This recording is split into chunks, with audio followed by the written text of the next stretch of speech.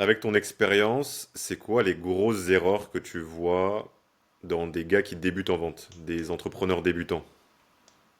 Ouais, bah en vrai déjà le premier gros truc je pense que c'est essayer de vendre ton offre. Ça paraît con mais c'est pour autant le truc qu'il ne faut vraiment pas faire. Essayer de pitcher ton offre à 100% et de convaincre la personne que c'est vraiment la meilleure idée au monde, qu'il doit vraiment l'acheter parce qu'il y a ça, j'ai mis 10 000 features, t'as 10 bonus. En vrai c'est pas comme ça que vous allez convaincre vos premiers clients. La meilleure manière c'est que ton client comprenne qu'il a fondamentalement besoin de ta solution. Et ça passe par plusieurs choses. Ça passe par déjà comprendre fondamentalement ce que ton client a besoin. Est-ce que ton client a besoin de ton service? Est-ce qu'il en a besoin maintenant, tout de suite, tu vois? Et à partir de là, tu vas pouvoir commencer à lui dresser ton offre et lui parler d'à quel point ce que tu proposes va lui amener la solution de la manière qui t'arrange le mieux. Je m'explique. Si par exemple, tu vois, je parle à quelqu'un, par exemple, qui veut me déléguer sa vente, je vais d'abord essayer de comprendre, ok, mais pour le moment, il est dans l'opérationnel, pardon, à quel endroit de son business, tu vois. Ok, pour le moment, il passe peut-être 30% de son temps à vendre, 20% sur son produit et tout le reste dans l'acquisition avec son marketing et son contenu. Ça va pas. Parce qu'en fait, son produit, au bout d'un moment, s'il veut continuer, s'il veut scale, s'il veut avoir plus de clients, il va se dévaloriser, il va commencer à être de moins en moins bon, il va avoir des moins bons retours clients et derrière, ça va juste nuire à tout le reste de son entreprise. Du coup, en fait, je vais lui faire comprendre que en retirant les 30% de son temps sur la vente et en le remettant dans son produit, qu'il soit plus ou moins du 50-50 niveau produit et acquisition, et que derrière sa vente soit gérée par des professionnels qui savent ce qu'ils font, qui ont déjà généré, le CEO, donc moi, j'ai déjà pu négocier plus de 1 million de deals signés et contractés pour mes clients. Euh, Derrière, en fait, il va se retirer de l'opérationnel en vente, il va la donner à une entreprise qui est 100% spécialisée là-dedans et qui va lui apporter des bons résultats. Et lui va pouvoir se reconcentrer sur l'essentiel même de son business, c'est-à-dire son produit. Et en fait, ça, je vais pas lui dire. Parce que si je lui dis, il va juste penser que je me sauce, tu vois. Non, ce que je vais faire, c'est que je vais lui expliquer qui je suis. Enfin, d'abord, je vais essayer de lui expliquer ce que lui, il a envie de m'expliquer. Donc, explique-moi qui t'es et tout ça. Derrière, je vais reprendre ces informations-là et je vais lui réexpliquer dedans pourquoi est-ce qu'il a vraiment intérêt à déléguer sa vente. Parce que pour le moment, son produit est de moins en moins bon dans les semaines à venir. Donc connaissance client. Connaissance client, c'est pour ça que c'est le framework dont j'ai déjà parlé sur ma chaîne, Closer est vraiment bon. C'est qu'en fait, le C Clarify, c'est 60% de ton call. Et 60% du call, ça va vraiment être comprendre ce que ton client veut, comprendre ce que ton client a besoin et comprendre ce que ton client veut dans 1 an, 6 mois, que tu vas pouvoir lui vendre, que tu vas pouvoir lui faire miroiter l'objectif même qu'il va pouvoir atteindre avec ton offre. Ok. Et ça, tu le vois souvent, des mecs qui galèrent là-dessus sur justement réussir à comprendre vraiment les pain points et tout, tout ce qui a attrait à leurs clients, à leur cible, aux problèmes qu'ils essayent de régler. Mais en fait, quand je regarde, tu vois, je review tous les calls, moi, tous les calls de vente que les gars font dans Spark, je les review, tu vois. Je prends le temps de le faire comme pour les gars de mon équipe. Je review les calls et je leur fais un débrief de ce qui va pas. Les premiers calls de vente, les premières erreurs, c'est ça. C'est en fait, ils arrivent et ils vont expliquer à quel point leur offre, elle est géniale, quoi. Ils vont perdre énormément de temps et Clarify, en fait, même s'ils appliquent le framework Closer, ça dure 10%. Et après, ils vont juste vraiment vendre leur offre, chaque bonus, chaque principe, même pas adapté à la personne, juste vraiment expliquer c'est quoi leur offre, quoi. Alors que grosso modo, le client, il s'en fout. Le client, si jamais vous vendez un coaching sportif, ce qu'il veut, c'est plus être gras. Ce qu'il veut, c'est prendre du muscle. Il veut pas 15 séances avec à chaque fois 1 minute 30 de repos, ça il s'en branle, tu vois. Lui, ce qu'il veut, c'est le résultat et ça s'applique à absolument tous vos business. Si jamais vous êtes de l'acquisition client, si jamais vous venez nous DM, moi ou Lucas, pour nous aider dans notre contenu ou quoi, venez pas nous dire oui, bah en fait, grâce à moi, tu vas pouvoir passer moins de temps sur ton contenu et je vais faire ton copywriting et je vais faire ci, je vais faire ça, je vais faire ça, je vais faire tes miniatures, ton montage. Non, non. Si vous voulez vraiment avoir Le des nombre de clients, vous messages que j'ai venez. reçus de merde comme ça. Le mec, Mais oui, message et vos d'Outreach, messages en il a plus, bonjour, il commence à se présenter, il te dit tout ce qu'il a fait, enfin, c'est terrible. si tu veux faire un bon message d'outreach, et ça va être essentiel, je pense aussi pour choper tes premiers clients. Premier truc que tu fais, et c'est comme ça que je fonctionne aussi, tu prends ce que la personne fait et tu lui expliques pour le moment pourquoi c'est de la merde. Ça peut être violent, hein. Tu peux lui dire ok, tu fais de la merde parce que tu fais ça, ça, ça. Moi, je te dis, tu vas faire ça et ça. Et si jamais tu es vraiment intéressé, si tu veux passer à l'étape d'après, par exemple, nous, dans le cas de la vente, si tu veux dépasser 30-50K par mois, je te conseille de prendre un call avec nous et on discute ensemble, c'est gratuit. Ça, c'est un bon message d'Autriche. Pourquoi? Parce que tu vas aller susciter son intérêt en lui expliquant pourquoi il fait de la merde. Après, tu vas lui donner de la valeur gratuite, donc il va te positionner en tant qu'expert. Et derrière, après, tu lui mets un call to action pour en avoir encore plus, pour qu'il puisse passer vraiment à l'étape d'après et atteindre ses objectifs. Ça va se passer avec toi et ça va se passer dans un call où il doit absolument rien payer. Donc déjà, les gars, si vous faites ça dans vos messages d'outreach et si vous les personnalisez vraiment aux gens par rapport à ce qu'ils font vraiment dans leurs vidéos YouTube, moi, par exemple, si tu viens me DM pour me dire que mes vidéos YouTube elles puent la merde et que tu peux m'aider à atteindre 1 milliard d'abonnés dans 2 mois, si tu prends, enfin, je vais vraiment pouvoir comprendre si tu regardes ma chaîne YouTube ou pas à partir de ce que tu me dis. Si tu me dis, j'adore tes vidéos, j'adore ton décor, bah, je sais que tu me mens. Je suis dans un asile de fous. Donc à partir de là, je sais que tu te fous de ma gueule. Donc vraiment, adapter votre discours à votre client, ça prend plus de temps et vous allez peut-être pas avoir beaucoup de réponses au début parce que vous allez être mauvais, mais au moins les réponses que vous allez avoir, ça va être des gens qualifiés. Et Je sais ça, pas c'est le comment est-ce que toi truc. tu te situes. Trop de gens aujourd'hui, je trouve que le volume, ça fonctionne. Enfin, le volume fonctionne, mais le volume sans personnalisation ne fonctionne pas. Euh, et c'est fou à quel point est-ce que la plupart des messages d'outreach, des messages qu'on reçoit, des gens qui veulent nous pitcher quelque chose, c'est pas personnalisé. Je pourrais m'arracher les cheveux là-dessus, ça ne convertit mais quasiment jamais maintenant. Et juste un tout petit peu de personnalisation, t'as l'impression que c'est un message qui sort complètement du lot, alors qu'en fait ça prend juste 10-20 secondes en plus. Moi, juste ce que je Clairement. rajouterais sur ce que t'as dit, c'est euh, là il faut faire attention, mais tu le sais très bien. Nous, on a pas mal aidé de mecs aussi, et toi, t'as fait le gros du travail, enfin une bonne partie de ce que t'as pu faire, c'était dans du B2B. Euh, Attention à pas être trop rentre dedans sur du B2C dès le début, Mhm. pouvoir essayer de rentrer dans les DM de la personne. Donc avoir une question ouverte qui montre peut-être même pas qu'on a quelque chose à proposer. Et après, petit à petit, montrer la valeur qu'on peut donner. Parce que le B2B, on le sait, c'est très... c'est droit. C'est droit au but. Tu montres au mec, tu perds de l'argent ou tu peux faire plus d'argent. Le mec, Ou tu il perds va, du il va temps. t'écouter. Euh, Ouais. Il y a beaucoup plus d'émotionnel sur du B2C quand on parle à des personnes et non pas juste à une entité, un business. Bon, même, il faut garder Mhm. toujours en tête que même si on parle à un business, on parle aussi à quelqu'un.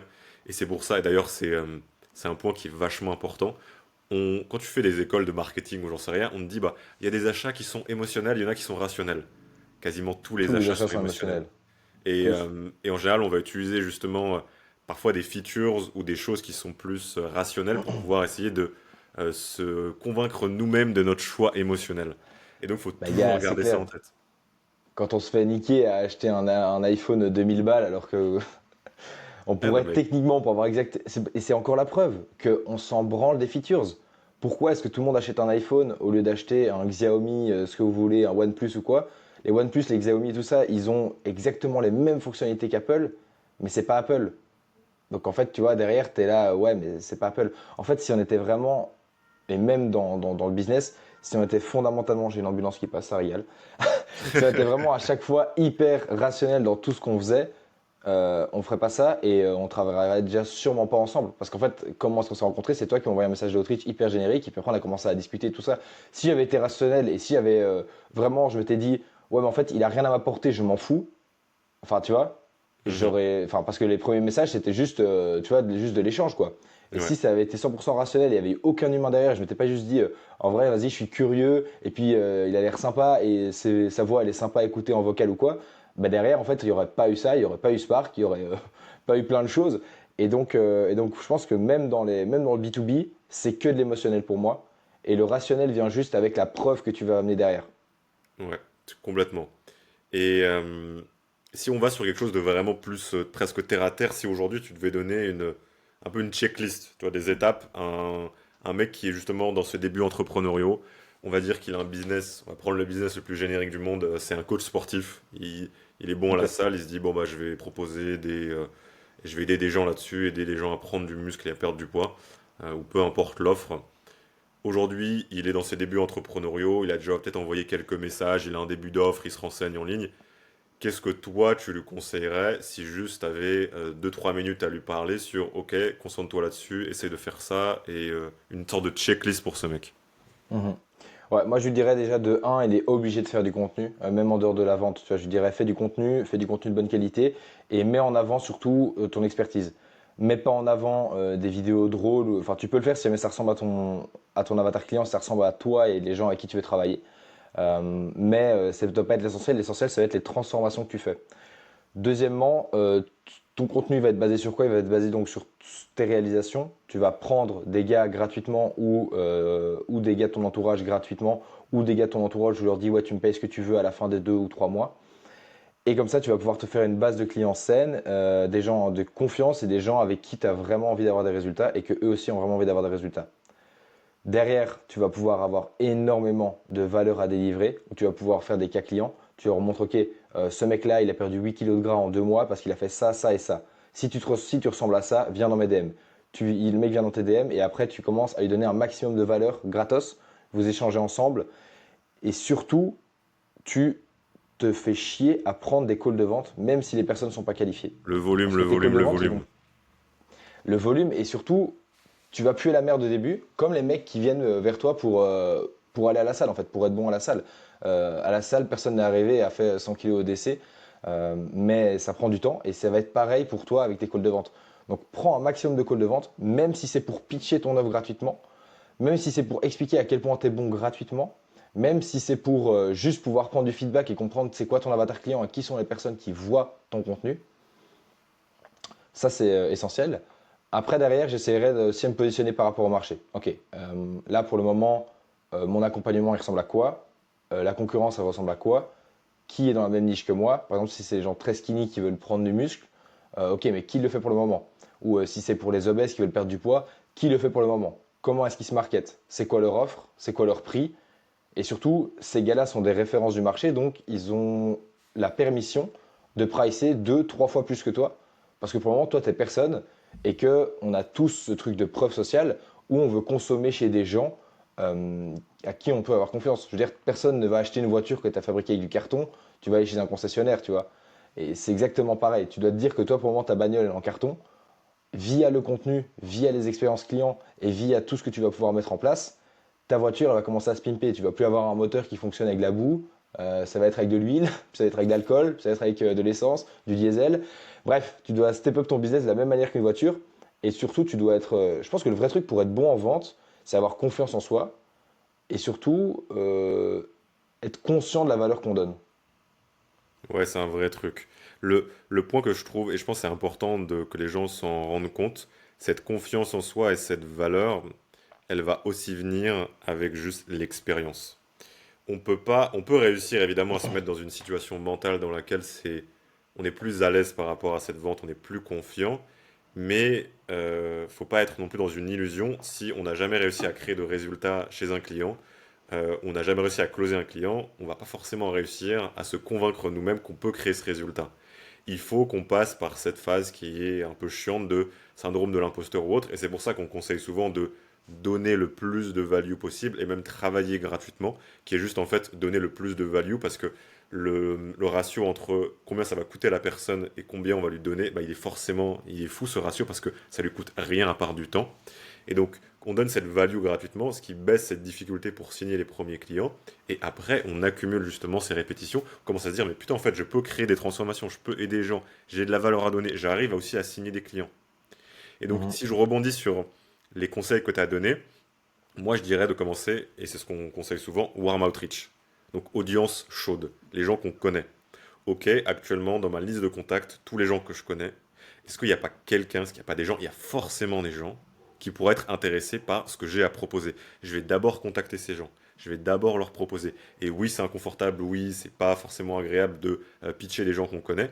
T'as pas forcément besoin de pitcher, mais juste, il faut qu'on aille mettre les mains dans le cambouis, qu'on aille faire des choses, qu'on aille proposer. Si on parle pas de notre offre, personne va être intéressé. Et on le voit souvent dans Spark, c'est ce qu'on conseille souvent. Ok, warm outreach, on arrive très souvent à faire en sorte que les gars aient leur premier client avec ce warm outreach. Mais forcément, il y a une barrière mentale de ah, mais j'ai pas envie d'envoyer à mon pote ce message. Il faut le faire. C'est l'entrepreneuriat, c'est comme ça. On n'a pas besoin d'être une sorte de vendeur de tapis ou j'en sais rien à pitcher un truc qui n'a aucun sens.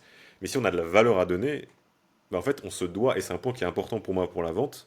La vente, c'est on a quelque chose de qualité à donner et presque on se doit de réussir à faire en sorte que la personne achète parce qu'on sait qu'elle va être contente du résultat. Et c'est aussi, c'est le cas pour Spark, même dans n'importe quelle chose qu'on a à vendre, je suis tellement content de faire en sorte que la personne achète parce que je sais que c'est une personne qui est qualifiée par rapport à la valeur que j'ai envie de lui donner. Et donc on sait quasiment à 100%, on peut pas être sûr évidemment, mais quasiment tout le temps, la personne arrive à la fin il nous envoie un message, mais je suis tellement content d'avoir pris ça. Et c'est pour ça que la vente, elle est aussi importante. Mais c'est là où c'est difficile quand on débute, c'est compliqué de réussir à se rendre compte de la valeur qu'on a à donner. Et moi, je pense qu'il faut que tout le monde se rende compte de ça. On a toujours plus de connaissances, toujours plus de valeur, toujours plus à apporter qu'on ne le pense. Il faut juste qu'on laisse un petit peu de temps, qu'on aille dans ces moments inconfortables, qu'on aille proposer notre service, qu'on aille vendre quelque chose. Et après, qu'on se rende compte justement avec cette expérience, bah, putain, en fait, j'ai tellement à donner. Et là, ça change complètement. Je pense que tu as plutôt aussi avoir cette réalisation de, en fait, quand tu te rends compte à la fois que tu peux closer des gens et à la fois que les gens que tu closes sont contents, tu te dis, mais c'est fou en fait. Et c'est ça Ouais, l'entrepreneuriat. clairement, C'est un échange de valeurs. c'est sûr. Mais du coup, vraiment, moi, ce que je conseille à tout le monde, c'est quand tu arrives dans ton call de vente, tu es dans l'état d'esprit de je vais apporter un maximum de valeur à cette personne et ce que je vais lui vendre, ça va fonctionner pour lui. Et en fait, ça, tu peux te permettre de le faire que si tu es vraiment honnête avec toi-même et avec la personne que tu as en face. Nous, avec Spark, le nombre de personnes qu'on a refusées pour la version 2, c'est quand même dingue. Et ça, c'est des sommes que des gens auraient rêvé faire, tu vois, et c'est des trucs que nous, on a dit non. Tu vois, non, parce que c'est pas en accord avec les valeurs de Spark. On n'est pas sûr à 100% que tu vas tenir sur le long terme. On a peur que tu nous pètes dans les mains et que tu sois pas assez déter que pour vraiment réussir. Et nous, on veut que des gens assez motivés et assez vraiment déterminés à réussir pour qu'on donne toutes les clés et pour que tu réussisses. C'est pour ça que la plupart des accompagnements se cassent la gueule, parce qu'ils tirent un trait Ils n'ont pas d'éthique de travail. sur les gens qui veulent vraiment aider et qui peuvent vraiment être aidés. Au bout d'un moment, tu te casses forcément la gueule là-dessus. Mais le point qui est quand Mhm. même important, je rebondis là-dessus, au début, c'est difficile de savoir précisément qui est-ce qu'on peut aider notre avatar client. On le sait, on l'a vu, au début, il faut être un peu, on va dire, pas forcément trop strict sur nos critères. Et c'est cette Mhm. expérience qui va nous faire nous rendre compte que, bah, en fait, ce type de client, c'est pas un bon client. Euh, et donc, il faut accepter au début de devoir aider des gens qui sont peut-être pas notre cible parfaite parce que ça nous passe encore une fois la data, les données, l'expérience de Ouais, savoir c'est c'est ça. qui est-ce que je peux aider. Et plus on a cette expérience, plus on peut être target sur le type de personne qu'on veut aider, notre audience cible, plus à la fois notre messaging, donc notre façon de communiquer, elle parle spécifiquement à cette personne, plus on arrive à convertir parce qu'on propose quelque chose qui répond spécifiquement aux besoins de cette personne, et plus en plus on peut pricer haut parce qu'on apporte plus de valeur, parce qu'on parle spécifiquement à cette personne. Mais au C'est début, il clair. faut accepter, pas forcément se dire je vais connaître mon avatar cible à 100%, il faut accepter, et le warm outreach, c'est à l'image de ça. Quand on fait du warm outreach, quand on contacte des gens qu'on connaît, très rarement notre avatar parfait dans nos contacts. Mais on peut même pas le Bah, savoir tant qu'on n'a pas tenté. Donc il faut accepter de je travailler avec connais, des gens qui sont plus larges pour derrière pouvoir avoir ces connaissances qui sont nécessaires. mais je connais vraiment aucun business, moi perso, qui, dans ses premiers 10 clients, a eu que des clients Ça n'arrive pas. de sa niche actuelle de maintenant, tu vois. Genre, je pense que si on prend les 10 premiers clients d'Apple et les clients de maintenant, elles ont rien à voir. Parce que Apple, de base, c'était quand même principalement des geeks, en fait. Et maintenant, en fait, c'est l'inverse, tu vois. C'est ça pour tout. Euh, mais donc, en fait, il faut juste à chaque fois accepter de rediriger le tir et de comprendre, OK, maintenant, qui est-ce qu'on target, qui est-ce qu'on a envie de target, pourquoi, qui a le meilleur portefeuille. Enfin, après, on pourrait faire un épisode aussi en vrai, hein, sur l'avatar client et tout ça, comment faire des bons personas et tout ça, On vérifier va que les faire gens ça. soient qualifiés. Mais ouais, je pense que ça peut être vraiment intéressant en vrai. Je pense que les gens, Mais faut pas qu'ils se perdent là-dedans au début, t'en penses quoi? oui, c'est clair, mais bon, on parle peut-être, tu vois, peut-être une centaine de personnes qui, eux, sont déjà à ce niveau-là et se disent, OK, Ouais. mais en fait, maintenant, j'ai déjà eu 10 clients. Sur les 10, il y en a 3 avec qui je me vois vraiment travailler sur du long terme. Comment est-ce que je fais maintenant pour target ces gens-là? Quels sont les critères que je mets en avant? Parce qu'en fait, nous aussi, hein, enfin, grosso modo, on n'a pas travaillé qu'avec des gens, je parle pas spécialement pour Spark, mais qu'avec des gens où on se dit, je peux travailler avec eux jusqu'à la fin de ma vie, Ça fait partie du process d'apprentissage. C'est normal. clairement. Hmm.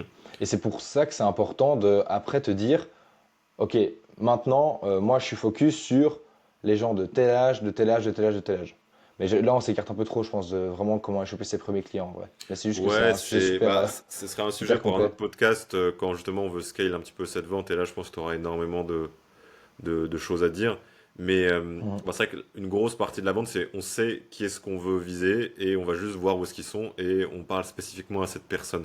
Mais au début, pour avoir ses premiers clients, faut accepter de parler, à faire des calls de vente de merde, envoyer des messages où on n'aura pas de réponse, Cold call, parler, même du avoir des messaging. clients qui sont pas vraiment notre target.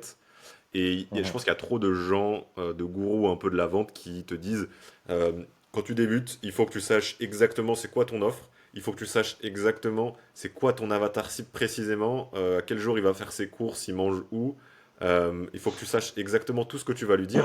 Tu sais pas en fait. Et il y a trop de gens qui se perdent là-dedans parce que justement, ils essayent de gagner en clarté là-dessus, ils exécutent sur ces conseils, ils se disent mais en fait non ça marche pas. Bah évidemment tu peux pas savoir c'est quoi ton avatar cible, tu peux pas savoir vraiment ton offre elle ressemble à quoi tant que t'as pas essayé de parler à des gens, essayer de parler de ta potentielle offre.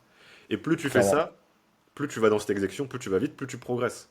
Et c'est où tu te retrouves avec des mecs qui justement, et s'il y a des gars aujourd'hui qui écoutent ce podcast et qui sont peut-être dans l'entrepreneuriat depuis plusieurs mois, qu'ils ont une offre et autres, et qu'ils n'ont pas encore signé de client, va dans l'action, parle à des gens. Genre, tu fais pas assez. Juste, tu fais pas assez de volume, tu parles pas assez de personnes. C'est Tu ça. t'es, je le dis encore avec toute la bienveillance du monde parce que j'étais dans cette situation avant. C'est Ouais. pas YouTube et ChatGPT qui va te faire signer tes premiers clients. Regarde les gens autour de toi, Mais parle de ton vraiment. offre, envoie des DM, fais des calls de vente, propose quelque Bah, le chose, vrai truc, donne de la value. la vraie différence entre le toi qui rate de maintenant et le toi qui réussit, ça va juste être le volume et l'implication que tu vas mettre dans ce que tu fais. Dans tes calls de vente, si toi tu crois pas à 200% et que tu vas pas être à fond, je pense que ça, ouais, bah, je vais parler de ça juste après, en fait, de la manière dont tu dois te comporter dans ton call de vente. En fait, si t'es pas à fond et si toi-même tu es pas sûr à 100% et que tu refais pas genre ressentir de la motivation à la personne d'en face, il y aura aucun transfert de croyance. Tu auras juste l'impression que la personne d'en face, elle a envie de se pendre et de se barrer du call, tu vois. Et faire des mauvais calls de vente, c'est ok au début, mais juste tu dois comprendre, et je pense que c'est en te cassant les dents dessus, que tu vas comprendre, ok, mais en fait, je dois me comporter comme ça, et je vais être plus énergique. À cet endroit-là, je vais être plus énergique. Là, je dois mettre des silences pour que le mec puisse réfléchir, se poser, se dire, attends, ce qu'il vient de me dire, ça a vraiment beaucoup de valeur, il faut que je me dise quelque chose d'intelligent juste après, tu vois. Donc ouais, je pense que ça, c'est essentiel.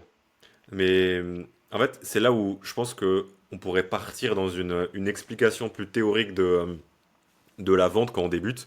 Mais en fait, je pense que ça sert quasiment à rien au début. Les gros trucs que les gens, il faut qu'ils aient en tête, c'est, ok, j'ai une base d'offres. Je sais plus ou moins ce que j'ai envie de proposer. Je sais plus Mhm. ou moins qui j'ai envie d'aider, mais ça peut être encore une fois très large. Je vais juste parler à des gens, poser des questions, en apprendre plus sur eux, proposer mon offre soit gratuitement, soit pas du tout cher pour pouvoir donner le plus de valeur possible, et je vais faire du Mhm. volume. Juste ça. Si les gens, les gars qui écoutent ça se concentrent là-dessus sur je parle à des potentiels prospects, je les envoie dans des mes appels de vente, je discute avec eux, j'en apprends plus sur eux et je leur propose une solution qui répond réellement à un besoin chez eux, il n'y a aucune raison que la personne ne signe pas ses premiers clients. C'est clair. Mais du coup, je pense que c'est ça principalement aussi pour le B2C. Concentrez-vous sur des gens qui vous ressemblent au début.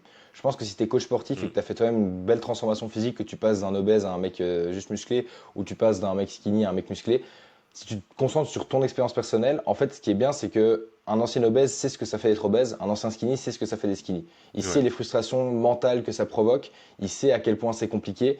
Donc je te dirais en fait, essaye au début si tu es dans du B2C, ça peut être coach, on parle de coach sportif, mais ça peut être coach mental, coach en élocution, coach en ce que tu veux.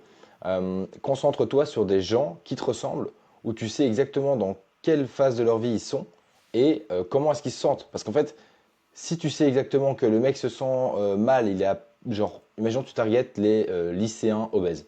Tu sais que le mec se sent mal quand il va à la piscine pendant les cours. Tu sais que le mec, il a peur que son t-shirt, tu vois, moule un bourrelet ou quoi. Il est le dernier en sport et il en a marre. Il en a marre de se faire vanner par les meufs et de pas choper de meufs. Il en a marre de pas se faire inviter aux soirées parce que personne n'est pote avec ou quoi. Si tu as ressenti plein de trucs comme ça et de ça qui te ressemblent, ben, t'en parles et derrière, tu vas pouvoir délivrer un maximum de valeur. Et surtout dans tes calls de vente, vu que les calls de vente, c'est principalement de la compréhension de ton client. Si ton client t'a ressemblé dans le passé, tu vas savoir exactement comment lui faire comprendre qu'il a besoin de ça pour son futur. Et Et donc là, ça, là, c'est essentiel pour dans le B2C. là, faut que je rebondisse sur un truc parce que je suis certain qu'il y a des gens qui vont avoir cette réflexion. On parle à un lycéen, bah il a pas d'argent, comment on fait pour le closer? Mais on s'en fout, genre c'est pas le but au début. Et c'est là où tout le monde se trompe, c'est on s'en fout que le mec il ait 5000 balles pour payer notre offre high ticket. Déjà on chope nos premiers clients, déjà on chope des transformations, on chope de l'expérience. Après on ira se faire chier à parler avec des gens qui ont réellement de l'argent pour notre offre high ticket qu'on a pu développer avec cette expérience. La version du gars qui regarde ce podcast, qui va se casser la gueule à essayer de target cet avatar précis, private equity, j'en sais rien, qui a 10 000 balles à mettre dans une offre à high ticket alors qu'il a jamais eu d'expérience. Il a des années-lumière du mec qui va juste se dire bah, j'envoie des messages à des mecs autour de moi, il y a un lycéen qui est OK pour que je le suive gratuitement. je lui passe de la value, j'arrive à créer une transformation, j'ai de l'expérience. Et c'est deux mondes complètement différents. Faut pas se concentrer sur essayer de closer du high ticket où j'en sais rien au début. Faut revenir au bas, c'est ok, en fait, j'ai juste besoin d'expérience et d'avis client, de retour client. C'est juste ça. Et je pense que c'est. Enfin, moi, ça me passionne autant parce qu'on voit tellement de mecs, hein, je pense qu'on peut parler par expérience, qui passent des mois. Je reçois des messages de personnes qui, ça fait je sais pas combien de mois, ils parlent à leur même avatar cible, ils n'ont pas encore eu de client, ils ont leur offre qui est bien écrite, parfaite, ils ont suivi le template précis, leur Google Doc gigantesque, et ils se cassent la gueule tous les jours, envoyer des messages, ça convertit pas, c'est terrible. Juste parler à des gens autour de vous, parler de votre offre, et forcément avec du volume sur le long terme, ça convertit. Et les gens se Ouais, mais c'est perdent ça. sur une recherche d'informations, de j'en sais rien. La vente, c'est juste proposer quelque chose, une solution à quelqu'un. Même pas besoin de pitcher avec un PowerPoint ou un Miro ou j'en sais rien. Juste tu discutes avec la personne, c'est tout. Je pense qu'on Mais même en complexifie soi, trop. l'argent globalement, c'est juste ceux qui gagnent le plus d'argent, ceux qui résolvent le plus de problèmes. Et si tu te mets dans cette idée-là, résout déjà pas beaucoup de problèmes, mais des problèmes profonds chez les gens, et ça va t'amener de l'argent à un moment ou à un autre. La personne que tu as été gratuitement va peut-être te ramener un autre client, et un autre, et un autre, et un autre. Et en fait, tu dois juste vraiment te focus sur je chope mes premiers clients avec ce que Nathan et Lucas viennent de dire. Et derrière, j'essaye de leur faire comprendre qu'ils ont tout intérêt à me en trouver des autres, Mm. où ils peuvent montrer leur transformation physique. Et derrière, eux, je vais pouvoir les vendre, leur vendre l'offre que j'avais en tête de base, quoi. Mais si tu n'as pas d'exemple, si tu n'as pas de moyen de prouver que tu es un expert et que tu peux vraiment réussir dans ce que tu fais, tu vas juste continuer à envoyer des messages pour rien. Tu vas essayer de pitcher beaucoup trop cher. Et quand les gens vont dire, OK, je peux voir deux, trois transformations, pardon, tu vas être là, tu vas bégayer Mhm. en call et ça va servir à rien, quoi, en fait. Et encore une fois, on revient à ce truc de base. On se fait pas chier à essayer de savoir précisément qui on veut target ou d'avoir une offre extrêmement complexe. On gagne en expertise, à la fois nous dans la value qu'on peut donner, mais aussi dans l'expertise qu'on a sur le marché, en ayant nos premiers clients gratuitement ou à un prix qui est quasiment à zéro. On demande autour de nous, on parle aux gens, on les aide, on crée des transformations, et c'est parce qu'on va créer justement cette social proof et cette connaissance qu'on a de nous de pouvoir créer des résultats, que derrière, on va pouvoir regarder un mec dans les yeux, lui demander 3000 balles, et ça va être sérieux. Et le mec pourra dire oui, et il va être content d'avoir dit oui, dire oui. Donc Mhm. faut pas sauter les étapes. Et Et donc, malheureusement, trop de gens, peu importe le sujet, je pense que tu es d'accord avec moi, Nathan, essaie de sauter les étapes. Le truc, c'est que quand tu débutes le jeu, tu es niveau 1, tue les petits monstres au début. Essaie pas de tuer le boss final, sinon tu vas juste mourir en boucle en fait. clairement. Mais du coup, c'est vraiment ça. Et l'état d'esprit, enfin, si je dois vraiment résumer le podcast là pour les gars, c'est genre en mode, vous faites une chose, c'est que vous délivrez de la valeur. À partir du moment où vous avez délivré un minimum de valeur, vous allez essayer de prendre des calls avec des gens, que ce soit des gens qui vous ont genre référé par rapport à la valeur gratuite que vous avez donnée, ou des gens vis-à-vis du contenu, vous avez pu faire du bon setting et tout ça. Quand vous arrivez en call de vente, c'est pareil que vos premiers calls de vente ou tes premiers calls de vente où tu vas négocier 6 chiffres ou quoi. Tu dois te dire que tu vas closer ce deal et tu vas le closer parce que tu vas donner un max de valeur et que ça va fonctionner pour la personne à qui tu vas délivrer en fait. Tu dois te dire genre je vais y arriver et il va y arriver et ce que je suis en train de lui proposer c'est la meilleure chose qui peut lui arriver pour le moment dans sa vie. Sa transformation physique, ce que tu veux. Et en fait si tu n'es pas convaincu à 300% que ce que tu vas lui proposer, ce que tu vas lui pitcher est fait à 100% pour lui et est vraiment ben, designé pour qu'il réussisse, tu ne vendras pas. Donc mets-toi dans cet état d'esprit. Si jamais tu n'y arrives pas parce que ton produit n'est pas encore assez qualitatif, travaille un peu ton produit, retourne faire. Je suis fatigué. Retourne faire des coachings gratos pour rechoper de la valeur, rechoper de la confiance, et tu retournes pitcher. Et en fait, tant que tu es dans cet état d'esprit-là et tant que tu es dans ce renouvellement, à essayer d'improve ton coaching, à essayer d'améliorer ton produit, à essayer de t'améliorer en vente, tu vas réussir et tu vas signer les clients. C'est une très bonne fin de podcast. Passez de la value, faites du volume. Et oui, c'est difficile. Bienvenue, bienvenue dans l'entrepreneuriat. Et c'est pour ça que la plupart des gens n'arrivent pas à avoir de résultats et c'est pour ça que vous allez en avoir. Bon, les gars, vous savez quoi faire maintenant. Je pense qu'on a passé pas mal de value. Où est-ce que les gars peuvent venir nous parler, Nathan? Ou te parler juste à toi s'ils veulent parler de toutes ces belles choses. Bah, ils peuvent venir nous parler à tous les deux, je pense, sur Instagram. Et si jamais vous faites déjà plus de 3 000 € avec votre offre, vous pouvez venir voir ma chaîne YouTube avec mes vidéos, ça peut vous aider. Avant, vous pouvez aussi venir voir, mais je pense que vous allez un peu tomber de haut dans le sens où c'est pas vraiment adapté à 100% pour vous, même si vous pouvez aller choper de la valeur et, euh, et ou vous motiver, tu vois, après à Quand l'essayer les gens d'aller choper débutent 3000 balles par sur ta mois. chaîne, ouais. C'est ça. Ouais, Ouais, le contenu est un peu plus avancé, mais c'est aussi pour ça qu'on fait ces podcasts où on vise plus large, à la fois des niveaux avancés et des mecs qui débutent aussi, parce il en faut pour tout le monde. c'est ça. Et ouais, les gars, on compte sur vous pour aller signer des clients. Dès que vous avez signé au moins 2 ou 3 clients, vous nous envoyez un screen sur Insta et on vous fera une réduc sur absolument rien. Parce qu'on n'a absolument pas encore grand-chose à vous vendre. Ah l'enfoiré. Bon, allez, les gars, prenez soin de vous et on compte sur vous pour aller chercher des clients. Ciao, ciao les mecs. Et à plus.